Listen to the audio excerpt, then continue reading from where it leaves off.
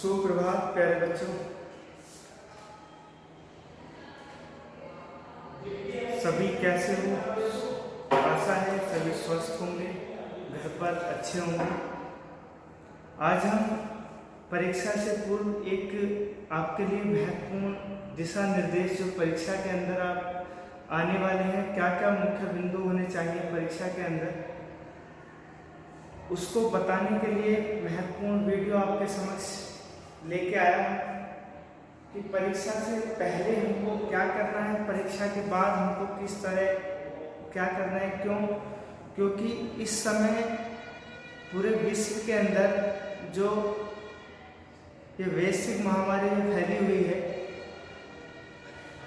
ये विषम परिस्थितियां जो हैं, इसने सारा जीवन अस्त व्यस्त करके रख दिया है। चाहे वो शिक्षा का क्षेत्र हो, चाहे वो औद्योगिक का क्षेत्र हो, चाहे वो आम जीवन यापन हो, चलन चालन हो, सब कुछ उसने तहस नहस करके रख दिया है। इसी को समझाते हुए मैं आपके समक्ष आज कल से आपकी अर्धवार्षिक परीक्षा आरंभ होने वाली है। उससे पहले अर्धवार्षिक परीक्षा से पहले हमको यह बात समझ लेनी चाहिए, ज्ञात होनी चाहिए कि हमको पेपर किस तरह से करना है और किस तरह से हम पेपर के परीक्षा के अंदर अच्छे अंक प्राप्त कर सकते हैं, किस तरह से हमको पेपर आरंभ करने से पूर्व उत्तर पत्र पर क्या क्या अंकित करना है। तो ये मैं आपके समक्ष आज आपको समझाऊंगा। उससे पहले आपको महत्वपूर्ण दिशा निर्देश बता देना चाहता हूँ कि जो भी मैं दिशा निर्देश आपको बता रहा हूँ, जो समझा रहा हूँ, उसका अनुपालन करना सभी छात्र एवं छात्राओं का सर्वप्रथम कर्तव्य है। क्योंकि अर्धवार्षिक परीक्षा एक छात्र के लिए इतनी उपयोगी परीक्षा होती है कि छात्र का प्रमोट होना इस परीक्षा के ऊपर ही निर्भर करता है कि छात्र अगले कक्षा में प्रवेश लेगा या नहीं लेगा, वो अर्धवार्षिक परीक्षा के ऊपर ही निर्भर करता है। क्योंकि अर्धवार्षिक परीक्षा के अंक भी आपके रिजल्ट में, अंक तालिका में जोड़े जाते हैं, अंकित किए जाते हैं। तो देखिए ये पेज है आपका। सर्वप्रथम जब हम पेपर देंगे, जब हमारे पास उससे पहले मैं आपको छोटी सी बात बता देना चाहता हूँ। क्योंकि आप लोग सभी घर पे हो और घर पे उपस्थित हो, ये ऐसी परिस्थितियां हैं, इस परिस्थिति में हम विद्यालय आकर भी पेपर नहीं दे सकते, परीक्षा नहीं कर सकते। क्योंकि इस समय पूरे देश का जो वातावरण है वो बहुत ही दुर्भाग्य वातावरण है और वो बहुत ही असुविधापूर्ण वातावरण है। तो हमको अच्छी लगन से, अच्छी मेहनत से, सच्ची श्रद्धा से घर पे ही रहकर अपनी परीक्षा की तैयारी करके अच्छी तरीके से, अच्छे ढंग से पेपर को देना है, परीक्षा को देना है। उससे पूर्व हम छोटी छोटी जानकारी पर प्रकाश डालेंगे। आइए देखते हैं। सर्वप्रथम सभी छात्रों के लिए महत्वपूर्ण निर्देश है, महत्वपूर्ण निर्देश समझ लीजिए, महत्वपूर्ण सूचना समझ लीजिए।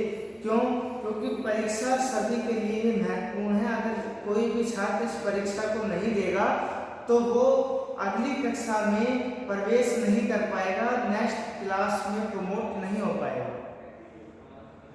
तो पहले क्या करना है हमको, 9th, 10th और 11th के जो छात्र हैं, 10th और 12th के जो छात्र हैं, जो बोर्ड के जो छात्र हैं, उनके लिए सर्वप्रथम यह जान लेना आवश्यक है कि आपको 32 पेज की, मतलब ऐसे ये बिल्कुल 16 पेज होने चाहिए, बिल्कुल खड़े। तो 16 दूनी 32, एक इधर का पेज है, एक इधर का पेज है, तो दोनों तरफ के 2 पेज होंगे। तो 16 पेज की ऐसी एक फाइल, एक कॉपी तैयार करेंगे और कॉपी तैयार करने के बाद उसको स्टेपलर से पंच कर लेंगे या फिर या किसी मतलब वो आता है ना फाइल बनाने का, उससे फाइल बना लेंगे। क्यों? क्योंकि वो एक आपकी कॉपी आपको उस पर परीक्षा देनी है। क्या करनी है? परीक्षा। तो सर्वप्रथम 32 पेज की 10th और 12th के लिए हर विषय की उत्तर पत्र होना आवश्यक है। प्रत्येक विषय का 32 पेज का उत्तर पत्र कॉपी होनी आवश्यक है। और 32 पेज के ऊपर ही आपको क्या करना है, जो पहला जो पेज होता है कॉपी का पहला पेज, उस पर इस तरह से आपको एंट्री करनी है। सर्वप्रथम पहले पेज पर हमको क्या अंकित करना है, और ये जो है 10th और 12th के लिए आवश्यक नहीं, ये सभी के लिए आवश्यक है। सिर्फ मैं अभी पेज की बात कर रहा हूँ, तो 10th और 12th में 32 पेज होने चाहिए, और 9th और 11th के लिए 20 पेज की एक कॉपी आपको बनानी है, जिस पर आपको पेपर देना है, परीक्षा देनी है। प्रत्येक विषय की 20 पेज की कॉपी होनी चाहिए। तो 20 का मतलब है दोनों तरफ से 20 होनी चाहिए। तो 10 पेज आप इकट्ठे करेंगे या फिर ब्लैंक पेपर ले लेंगे, A4 साइज के आते हैं, उस पर क्या करना है, A4 साइज की कॉपी आपके बाजार में उपलब्ध होती है, बहुत सारी कॉपियां, उस पर जो है पूरी एक फाइल बन जाती है, धागा वगैरह बांधकर या फिर स्टेपलर से पिंच करके। ठीक है। तो 6 और 8 के लिए 12 पेज हैं और 1 से 5th के लिए 6 पेज है। तो समझ में आ गया। 10th और 12th के लिए 32 पेज, 9th और 11th के लिए 20 पेज, 6 to 8 के लिए 12 पेज और 1 से 5th के लिए 6 पेज। तो ये आपको क्या करना है, सभी छात्रों के लिए इतने पेज हर पेपर के अंदर, हर प्रत्येक विषय के अंदर इतने आवश्यक है। अब आते हैं, बात करते हैं मुख्य एंट्री की।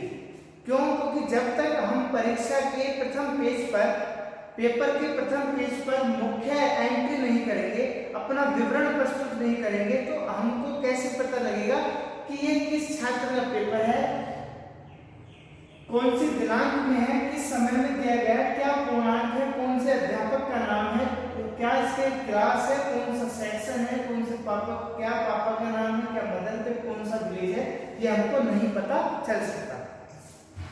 इस छोटी सी जानकारी से पूर्व एक चीज मैं अभिभावकों के लिए बता देना चाहता हूँ कि सभी अभिभावक ध्यान दें। जितने भी छात्र एवं छात्राएं हैं, आप तो इस वीडियो को सुन ही रहे हैं, साथ के साथ अपने अभिभावकों को भी इस वीडियो को सुनाएं, क्योंकि सर्वप्रथम जिम्मेदारी अभिभावकों की बनती है इस विषम परिस्थितियों में। आप विद्यालय के अंदर उपस्थित नहीं हो, जब आप विद्यालय के अंदर उपस्थित होते हो तो आपकी जिम्मेदारी एक शिक्षक निर्वहन करता है। अब आप विद्यालय में नहीं हो तो आप कहाँ पर हो, अपने घर हो, तो संपूर्ण परीक्षा की जिम्मेदारी अभिभावकों को बनती है।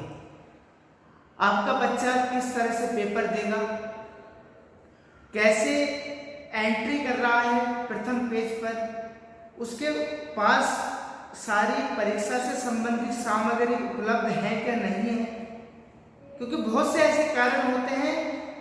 बाद में छात्र एक बहाना लगा लेता है कि ये चीजें हमारे पास नहीं थी, पेंसिल नहीं थी, कॉपी नहीं थी, मोबाइल फोन नहीं था, समय नहीं था, पापा जी फोन लेके चले गए, इसलिए मेरे पास फोन नहीं था, परीक्षा नहीं दे पाया।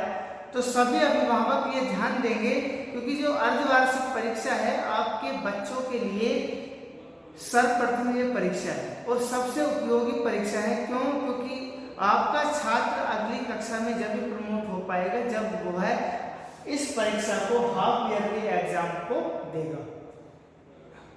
तो सभी अभिभावक अपने बच्चे के उत्तम भविष्य के लिए, उज्ज्वल भविष्य के लिए ये ध्यान दें कि हम अपने बच्चों को सर्वप्रथम पेपर देने के लिए प्रेरित करें, सर्वप्रथम पेपर देने के लिए उसे अग्रसित करें। उसके पास देखें कि परीक्षा से संबंधित सारी सामग्री उनके पास उपलब्ध है क्या नहीं है। मोबाइल फोन उपलब्ध है, पेन, पेंसिल, रबर कटर सब उपलब्ध है, पेजेस उपलब्ध हैं, क्योंकि जिस पेज पे लिखेगा अगर वही नहीं होगा तो कहाँ से पेपर दे पाएगा। आपको ये देखना है कि आपका बच्चा की कौन कौन सी गतिविधियां, कौन सी एक्टिविटी पेपर के दौरान वो कर रहा है। क्यों? क्योंकि आपका बच्चा अगर नकल करने लग जाए तो वो घर पर ही नकल कर सकता है, अपने उज्जवल भविष्य में वो नकल नहीं कर पाएगा। इसलिए नहीं कर पाएगा क्योंकि वो अपना भविष्य खराब करने में लगा हुआ है। इसलिए सभी अभिभावक, सभी पेरेंट्सों के लिए यह एक महत्वपूर्ण सूचना है कि घर पर जो आपके बच्चे के अर्धवार्षिक पेपर हो रहे हैं, उन सभी पेपरों पर आपकी गतिविधियां, आपकी एक्टिविटी होनी आवश्यक है। नकल देखनी है कि आपका बच्चा नकल तो नहीं कर पा रहा है, किसी से अपना पेपर लिखवा तो नहीं रहा है। तो जितनी भी सारी एक्टिविटियां हैं उस पर अभिभावकों को अवश्य ध्यान देना है, क्योंकि हमारी भी एक खेद के कह लीजिए या असुविधा कह लीजिए, क्योंकि हम तो वहां पर उपस्थित नहीं होंगे कि देखने के लिए आपका बच्चा कैसा कर रहा है, किस तरह से लिख रहा है, कौन उसका पेपर कर रहा है, कौन नकल कर रहा है, कैसे नकल कर रहा है। तो ये सारी गलत एक्टिविटियां, गलत गतिविधियां नहीं होनी चाहिए जो आपके बच्चे के भविष्य में आगे को बाधा उत्पन्न करे या आपके बच्चे के भविष्य के विकास को रोके। तो आइए हम एंट्री की बात करते हैं। सर्वप्रथम पेज पर, पहले पेज पर अगर 10th और 12th के बच्चे हैं तो उनके लिए मैंने 32 पेज बताए हैं। 9th और 11th के बच्चों के लिए 20 पेजेस होने चाहिए। 6 to 8 के लिए 12 पेजेस होने चाहिए और 1 से 5 के लिए 6 पेज होने चाहिए। और सभी पेज पर आप क्या करेंगे, पेज संख्या लिखेंगे। 32 पेज है तो 1 2 3 4 5 करके 32 जितने भी पेज पर हैं, सभी पेज पर अंक डला होना चाहिए। सभी छात्रों के लिए अनिवार्य है। और आप देखते हैं मुख्य परीक्षाएं, जब अर्धवार्षिक परीक्षा होगी तो पेपर से 10 मिनट पूर्व आपको क्या करना है, 10 मिनट पूर्व आपको एक 32 पेज की फाइल जो आपने पेपर के लिए तैयार की है, सभी उसको निकाल लेंगे। और निकालने से पूर्व पेपर आरंभ होने से पूर्व, और पेपर उसी समय पर होना चाहिए जिस समय पर आपकी टाइम टेबल के आधार पर आपको परीक्षा के लिए बोला गया। उस समय आप एकदम तैयार रहें, सब कुछ ये सोच के चले कि हम विद्यालय के अंदर बैठे हुए हैं, विद्यालय में अपना पेपर दे रहे हैं और विद्यालय के अंदर हम अपने पेपर की सभी जिम्मेदारियों का निर्वहन कर रहे हैं। तो पेपर के प्रथम पेज पर सबसे पहले हम विद्यालय का नाम डालेंगे, उसके नीचे हम लिखेंगे हाफ ईयरली एग्जाम 2020-2021।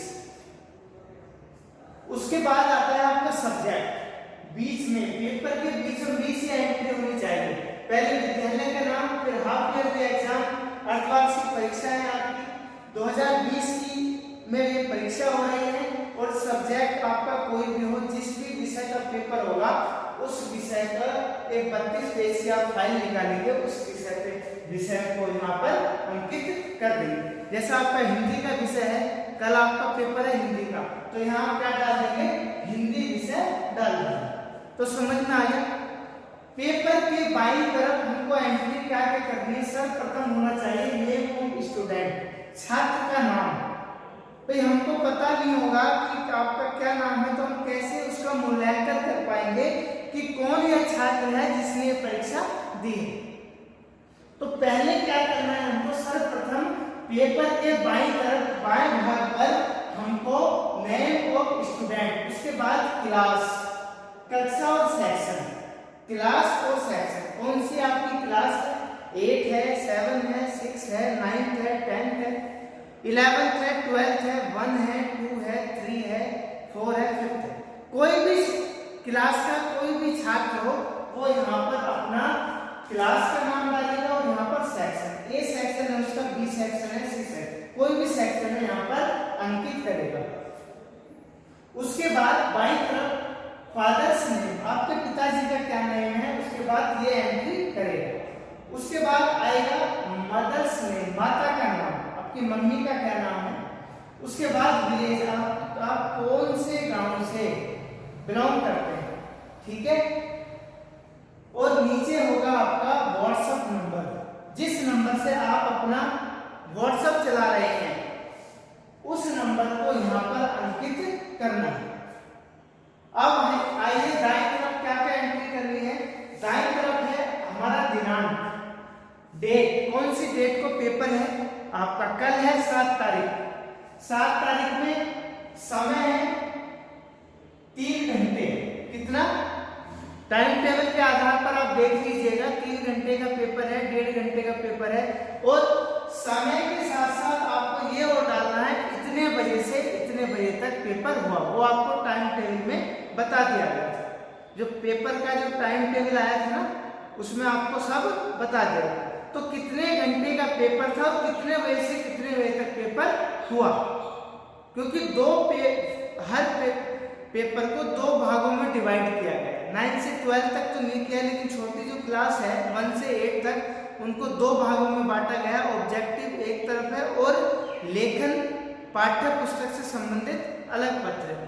तो हर पत्र का हमको क्या करना है, यहाँ पर टाइम दर्शाना। उसके बाद पूर्णांक, पूर्णांक माने टोटल मार्क्स, कितने नंबर का पेपर है, 80 का है, 40 का है या 25 का है, तो यहाँ पर डाल दो। ऑब्जेक्टिव है, ऑब्जेक्टिव तो आप ऑनलाइन डालेंगे, लेकिन जब हम पाठ्य पुस्तक से संबंधित डालेंगे जितने भी अंक का पेपर हो यहाँ पर हम अंकित कर देंगे। उसके बाद आना चाहिए सबमिट टू, हम किसको देना चाहते हैं। तो हिंदी के विषय का, हिंदी विषय का पेपर है तो विषय अध्यापक का नाम यहाँ पर अंकित करना चाहिए।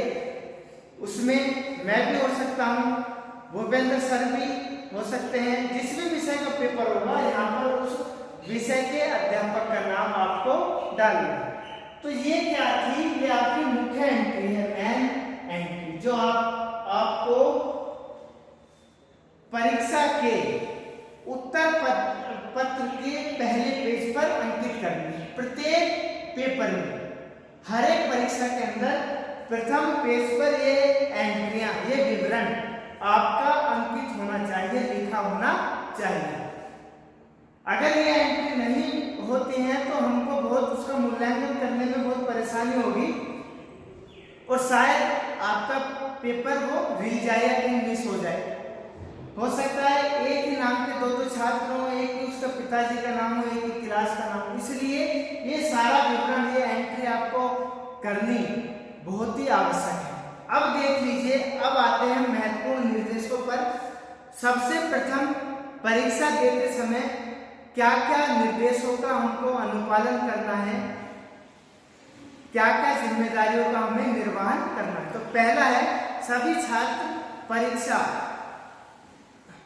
उत्तर पत्र पर अपना नाम डालेंगे, फादर्स नाम, कक्षा, वर्ग, माता का नाम, गांव, विषय, व्हाट्सएप नंबर अवश्य लिखेंगे, ये मैंने आपको बता दिया था। दूसरा है, परीक्षा देते हुए समय का ध्यान अवश्य रखेंगे। देखिए, जब समय का ध्यान अवश्य होना चाहिए, क्यों होना चाहिए, क्योंकि अगर आप समय के विपरीत चलते हैं, बिल्कुल समय के विपरीत पेपर है आपका 8 से 10 बजे तक, आ रहा है 2 से 3 बजे तक, तो वो पेपर मान्य नहीं होगा। समझ में आया। जिस समय परीक्षा आरंभ होगी उससे 10 मिनट पूर्व सभी छात्र अपने उत्तर पत्र में अपना सारा विवरण ये लिख लेंगे। पेपर आरंभ होने से 10 मिनट पहले, शुरू होने से 10 मिनट पहले परीक्षा के प्रथम पेज पर, उत्तर पत्र के प्रथम पेज पर ये एंट्री करनी हमको अनिवार्य है। अगला है, परीक्षा में कोई भी छात्र नकल ना करे। परीक्षा में कोई भी छात्र नकल ना करे। ध्यान रखना, अगर आपकी परीक्षा में हमको ये लगता है कि इसने नकल करी है, या किसी नकल नहीं करी है, या अपना उत्तर पद, अपना पेपर किसी दूसरे व्यक्ति से लिखवाया है। अगर ये गलती आपने करी तो आपकी परीक्षा को, आपके पेपर को बिल्कुल ही निरस्त कर दिया जाएगा। वो पेपर बेकार है, उसका कोई लाभ नहीं होगा।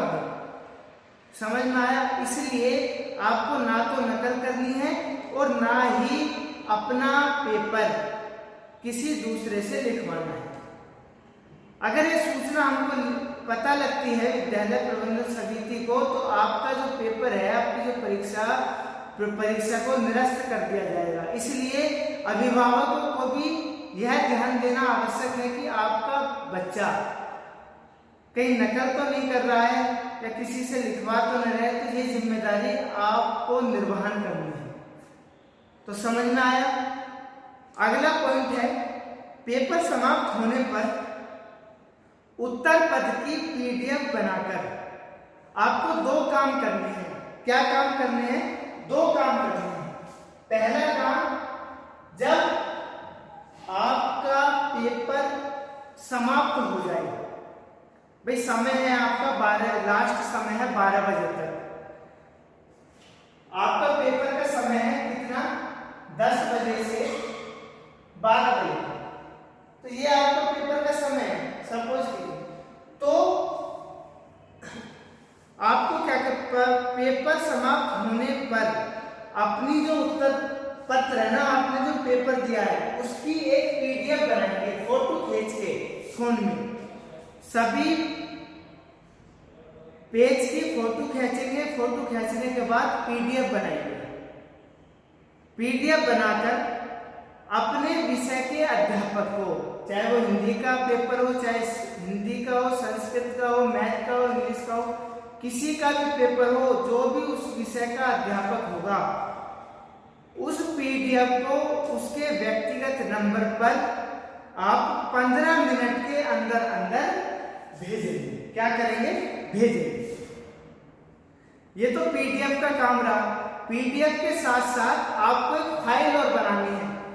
फाइल ऐसी बनानी है, आपने हिंदी का पेपर दिया, आपने पीडीएफ तो भेज दी उसकी फोटो खींच के। अब आपको आपके पास जो लिखा हुआ है ना, उसको आप बंद करेंगे, स्टेपलर करेंगे, उस फाइल में आपको विधि पूर्वक लगाना है और उसको इकट्ठे करते रहना है प्रत्येक पेपर को।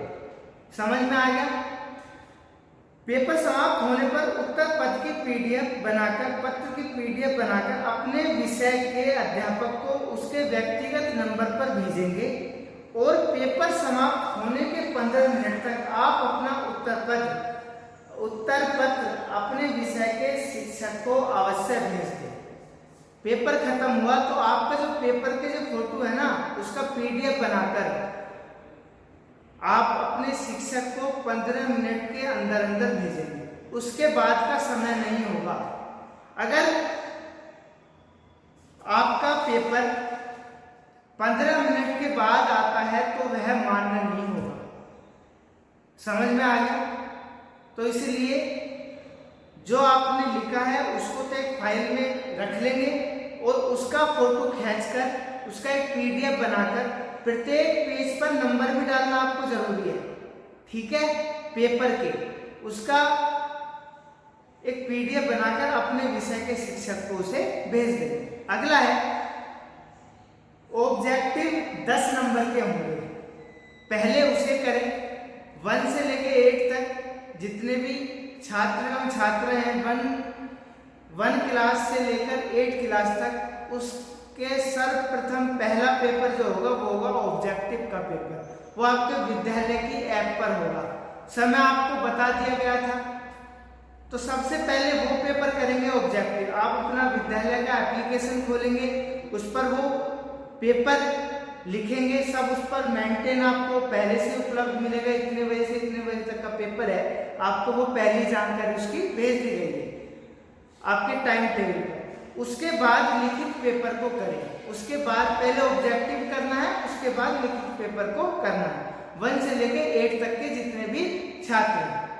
अब है सभी छात्र ध्यान रखें कि 10 to 12 को 32 पेज की कॉपी अनिवार्य है और प्रत्येक पेज पर पेज नंबर अंकित होना आवश्यक है, और पेज नंबर के साथ साथ प्रथम पेज पर ये सारी एंट्री अंकित होनी आवश्यक है।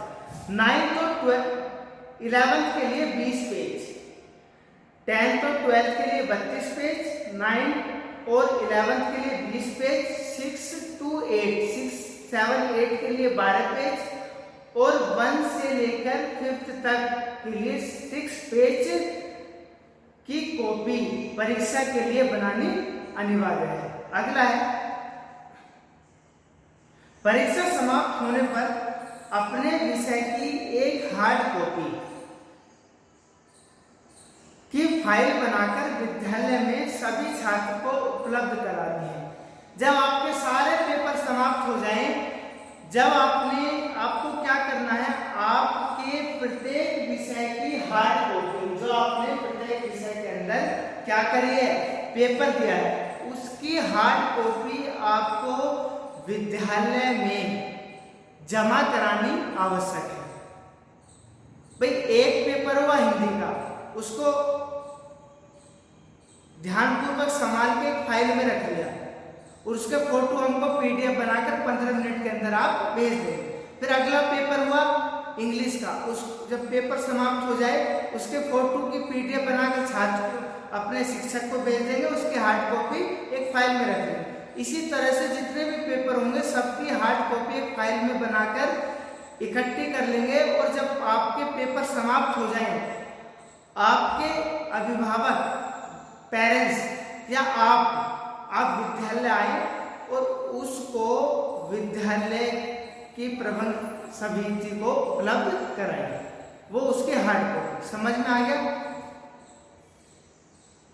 जिससे उससे क्या होगा, उससे हम परीक्षा के अंदर हर प्रत्येक विषय की कॉपी का मूल्यांकन सही और सुव्यवस्थित ढंग से कर सकेंगे। ठीक है। अगला है, अगर कोई भी छात्र हाफ ईयरली परीक्षा नहीं देता है तो उसका अगली कक्षा में प्रवेश रोक दिया जाएगा। इसलिए सभी छात्रों को अर्धवार्षिक परीक्षा देनी आवश्यक है। ध्यान दीजिएगा, सभी छात्रों को हाफ ईयरली एग्जाम, अर्धवार्षिक परीक्षा जो कल से आरंभ होने वाली है, उसको देना आवश्यक है। अगर कोई भी छात्र इस परीक्षा को नहीं दे पाता है, नहीं दे पा रहा है, ठीक है, उसका अगली कक्षा में प्रवेश रोक दिया जाए। आपको अगली कक्षा के लिए प्रमोट नहीं किया जाए। समझ में आ गया? इसलिए सभी छात्रों को अर्धवार्षिक हाफ ईयरली परीक्षा देनी अनिवार्य है। अब है सभी अभिभावक, अब मुख्य पॉइंट है, ध्यान दीजिएगा, यह अभिभावकों के लिए है। सभी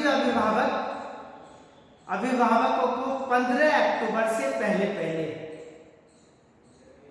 अपने बच्चे की स्कूल बकाया फीस, आज तक की, अक्टूबर माह तक की स्कूल बकाया फीस स्कूल में जमा करानी आवश्यक है।